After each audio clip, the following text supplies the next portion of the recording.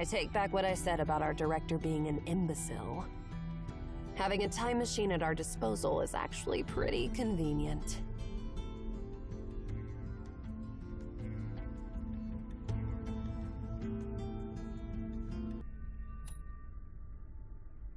Well, it depends on how you interpret what I'm saying.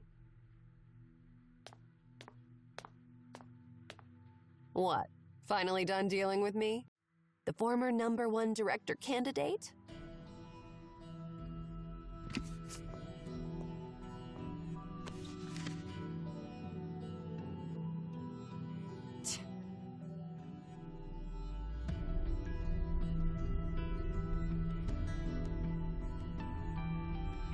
The collected letters of Obed royal family.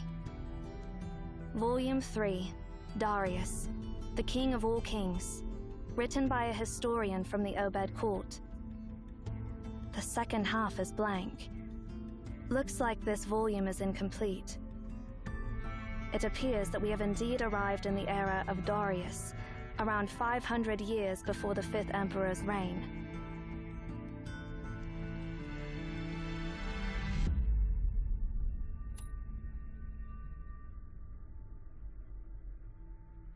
That Emaon we encountered mentioned that Darius was the one who first brought Aten from Memphis to Obed. Sarvis also mentioned that Darius was the first ruler of Obed to harness the power of the sun. I see. The fact that the Japheth soldiers didn't know the command to activate a 10 suggests that it had already been lost by their time. Compared to the era of Japheth, the era of Darius was closer to the era of Aten, which means Darius is more likely to know the command to activate a 10. Besides, there's something else that concerns me. The giant we just encountered. Actually, we might have encountered it once before. Back in our time, when you entered the Tower of Babel and activated the dormant beacon, we came across something very similar, Sia.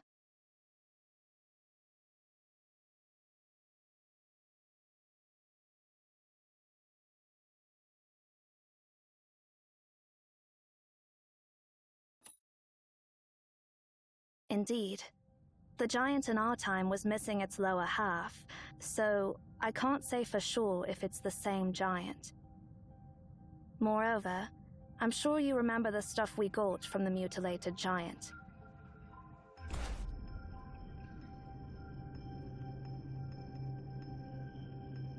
According to Master Ninsar, it belonged to Darius.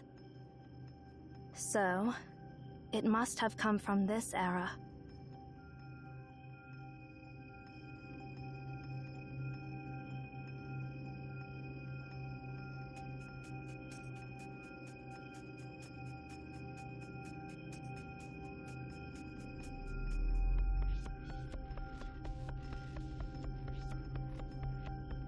Sorry for interrupting your discussion, but that was the first time I saw that huge guy. So that giant has been after you? What did you do to anger it so much? We didn't do anything.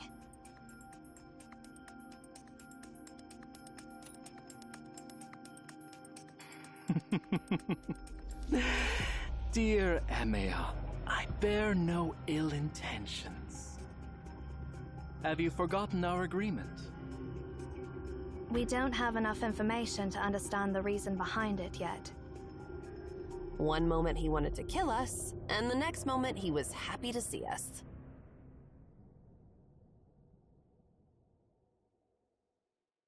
Just to confirm, when we met Sarvis for the second time, it was a month after our first encounter, right?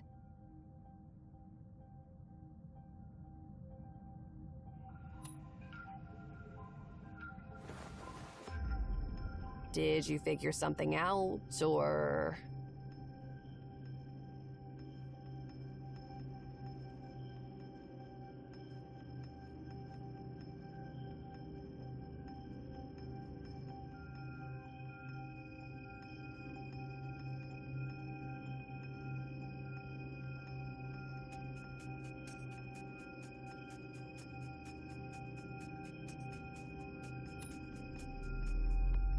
I'm afraid so. Sarvis didn't have a clue about a 10's activation during our first encounter, but in the second encounter, he mentioned that they had somehow appeased the wrath of the god of the sun. So during that month, a 10 must have been reactivated and turned into the star of Ep.3. Sarvis also said that we delivered divine words and saved the world from destruction. It means that we were the ones who helped deactivate a 10, extinguishing the star of Ep.3.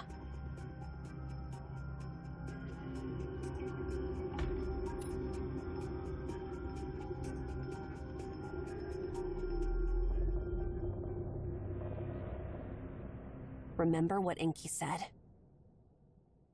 Be careful. The prophecy may actualize itself. Actions taken to prevent tragedy can end up causing it. Now I understand that Sarvis wasn't exaggerating when he said we saved the entire world from destruction. After a 10 was reactivated, its power must have kept increasing, just like when it destroyed a Ketaton. Imagine what would happen if a fusion reactor continues to increase its power output without being shut down. We obtained the command and delivered it to Sarvis. However, it wasn't us from the present. Rather, it was us from some point in the future. Because of our time travels, the prophecy actualized itself.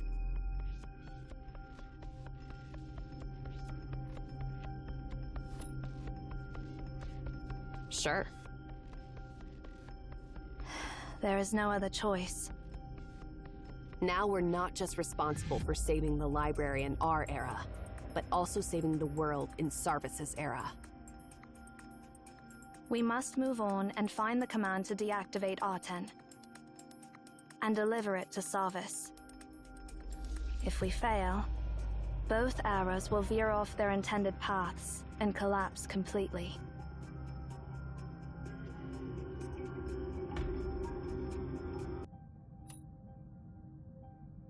I'm not going to answer that. There are a bunch of geezers in Emaon who specialize in time paradoxes. I've never paid attention to their lectures. All I know is that it would be very, very, very bad.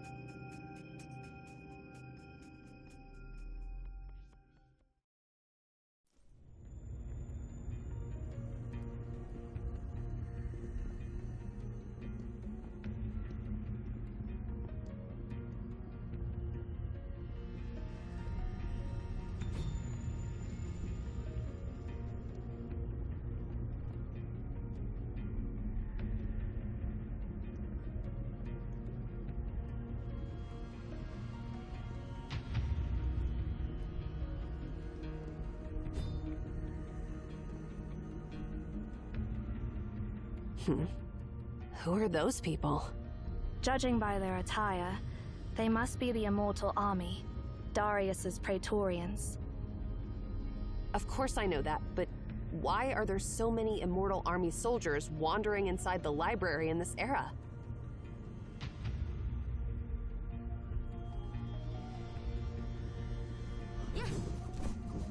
Your Majesty, please forgive us.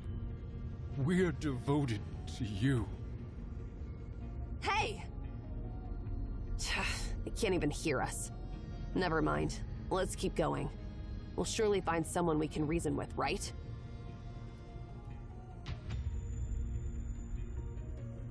Those who betray His Majesty will pay with their lives. In the mighty name of Darius, the King of all kings.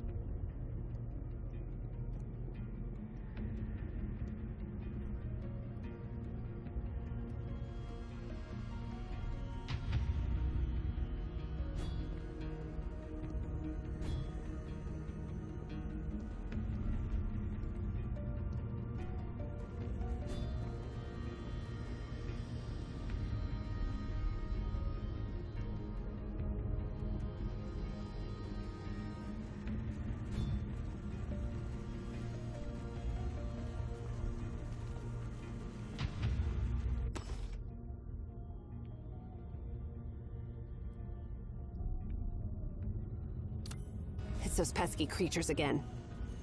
Hey, use your time-stopping ability on them. へえ、面白いやつ。こっからマジだよ。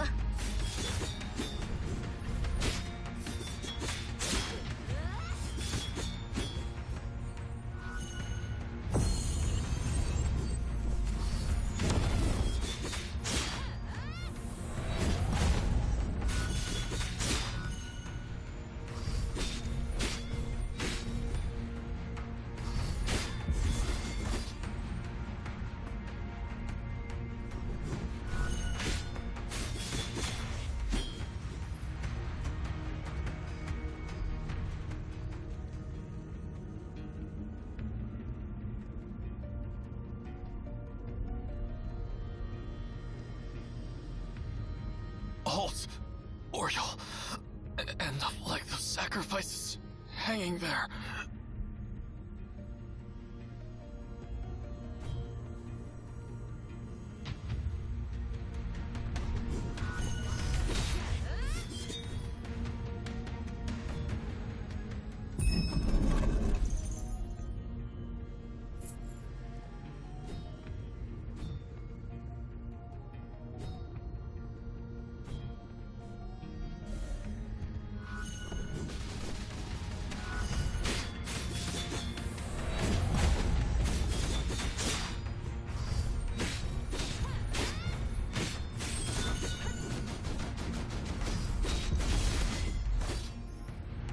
This era, it's truly weird. Obviously, those immortal army soldiers have been wandering around inside the library for quite some time.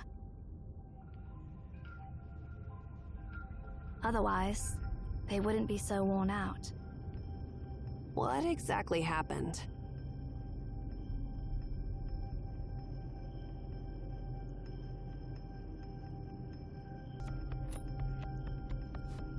Emperor Darius was the ruler of the ancient Obed Empire 2,500 years before our time.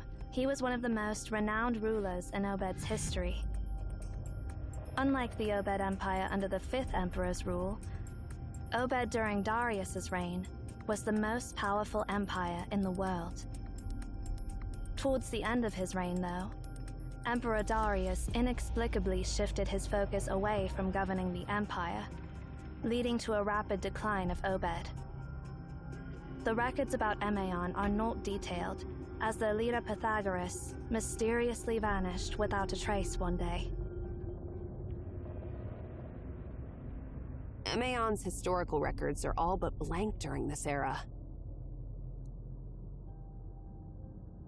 There are simply too many coincidences happening in this era. We need to be extra cautious.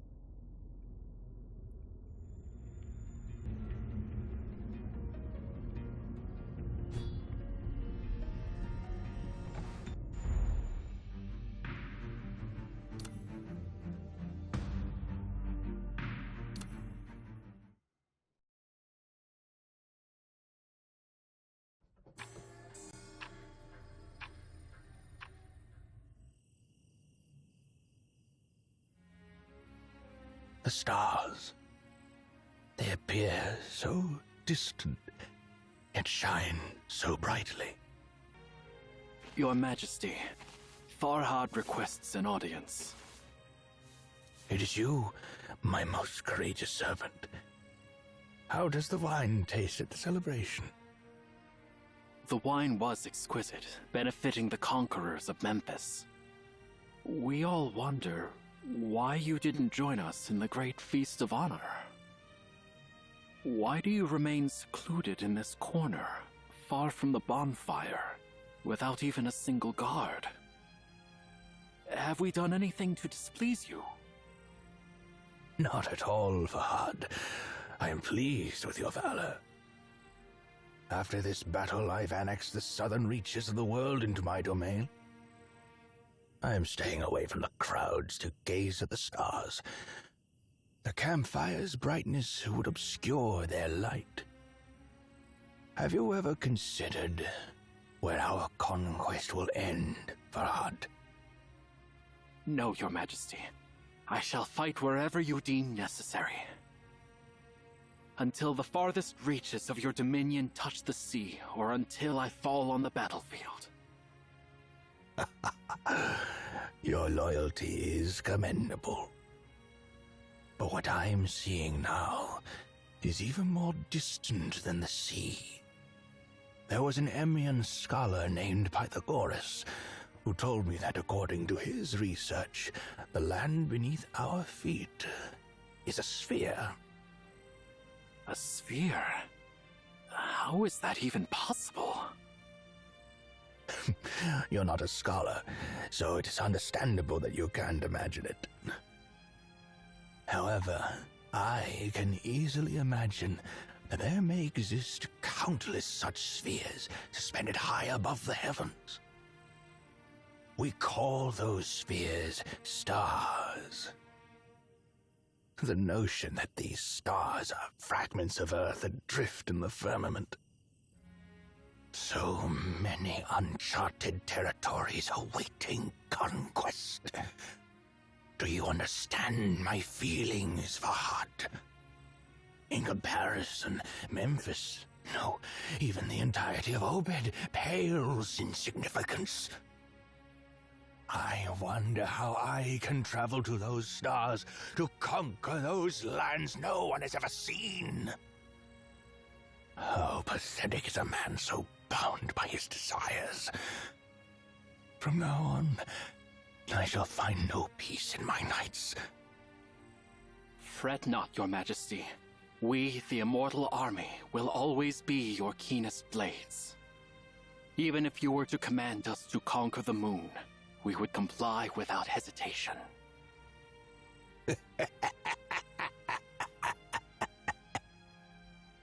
You truly are my favorite servant, Fahad.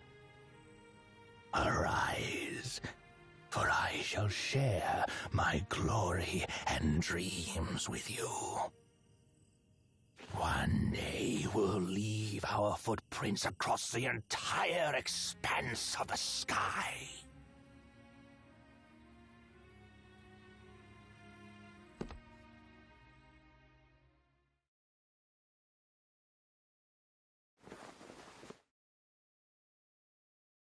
So, it was but a dream.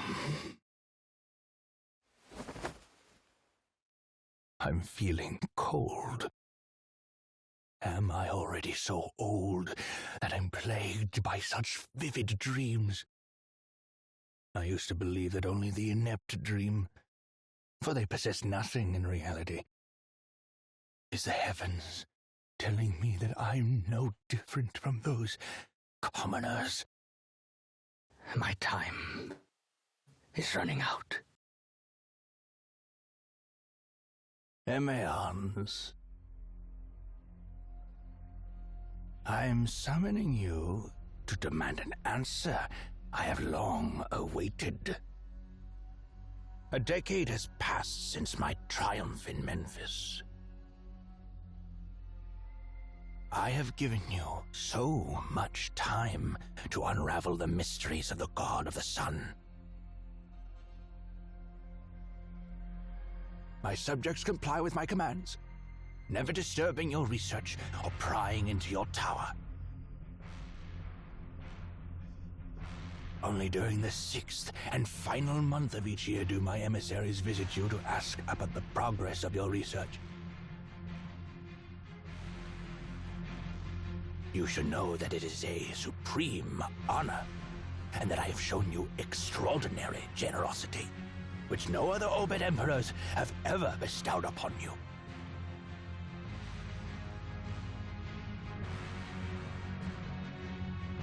However, my messengers disappointed me every time, as your response of nothing has remained unchanged.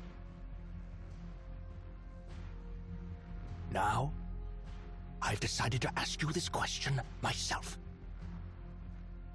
This is your 10th year. Have you learned more about the nature of that copper sphere? What grants it immortality? Your Majesty, Our answer remains the same. You may perceive 10 years as a considerable length of time. For a human life, it is indeed substantial. However, for those devoted to the pursuit of knowledge, it is merely a fleeting moment akin to the evaporation of morning dew. Undoubtedly, that sphere represents a creation that transcends the limits of human understanding. Even if it is not a deity in its own right, its creator must possess divine qualities. We need more time to figure out its true essence.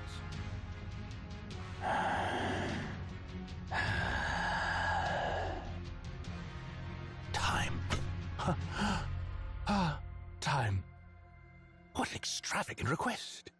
I, too, would grant you more time if I were able. Unfortunately, the time given to me is dwindling. The sand in the hourglass is running out. I am growing old, and my time is slipping away, while the boundless, unconquered worlds still await me. I am asking you once again, Emeon, do you indeed have nothing to give me in return? Your Majesty, I hold you in the highest regard, but I must inform you that neither your Majesty nor your power hold sway within the realm of knowledge. Though you may command all on Earth to declare that the sun rises in the west, it will still be the eastern sky that illuminates the next dawn.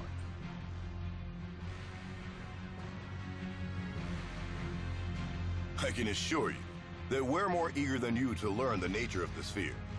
It is the calling of the scholar.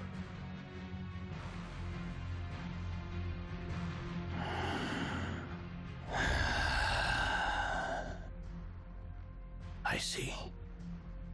You're unable to offer what I seek in exchange for my leniency. I extend my regrets to you, Emeon. Since the beginning of history, this will be the first time the Emperor of Obed resorts to violence against Emeon. If I had a choice, I wouldn't wish to make this decision. You may rule over this land, Your Majesty. And while you may intimidate those who seek knowledge, the laws governing knowledge itself do not yield to mere might.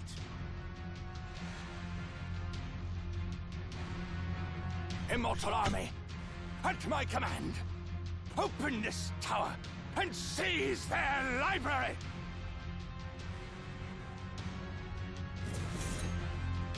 If this library is as miraculous as the legends proclaim, containing the sum of all worldly knowledge, it must surely hold the secret to immortality and the immortal power of that copper sphere.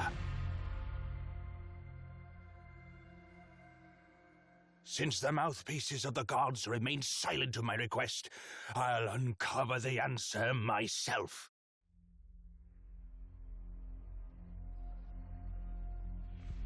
We can't prevent you if you're determined to do so, Your Majesty. Permit me, however, to offer a final piece of advice. The gods remain silent due to the folly of humankind.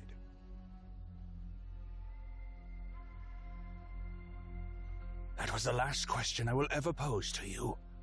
From now on, you are no longer permitted to address me.